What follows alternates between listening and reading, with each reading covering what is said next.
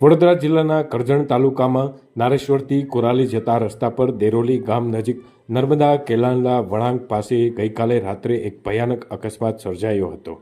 આ અકસ્માતમાં four wheeler ગાડી નર્મદા કેનાલમાં ખાબકી હતી, જેમાં બે વ્યક્તિઓના કરુણ મોત નીપજ્યા છે, જ્યારે કારમાં પાછળ બેસેલા બે વ્યક્તિને સામાન્ય ઈજા પહોંચવાની સાથે આબાદ બચાવ થયો હતો. કાર ઊંધી પાણીમાં પડતા ચાલક અને તેની બાજુમાં બેસેલી વ્યક્તિ બહાર ન નીકળી શકતા જીવ ગુમાવ્યો હતો. રાત્રે 9 વાગ્યા આસપાસ ચારેય વ્યક્તિઓ સાયર ગામથી દિવાળીપુરા પરત ફરી રહ્યા હતા. ગાડીમાં હિતેશભાઈ ઠાકોરજીભાઈ પાટણવાડિયા ચલાવતા હતા, જેમની બાજુની સીટ પર અરવિંદભાઈ પાટણવાડિયા બેઠા હતા, જ્યારે પાછળની સીટ પર નરેશભાઈ અને ભરતભાઈ બેઠા હતા. નારેશ્વરથી કોરાલી વચ્ચે દેરાલી ગામ નજીક નર્મદા કેનાલના વળાંક પાસે ગાડીના ચાલક હિતેશભાઈએ ઝડપથી અને બેદરકારીથી હાંકી હંકારતા સ્ટીરિંગ પરનો કાબુ ગુમાવ્યો હતો. આ કારણે ગાડી કેનાલમાં પાળી તોડી અને ખાબકી હતી.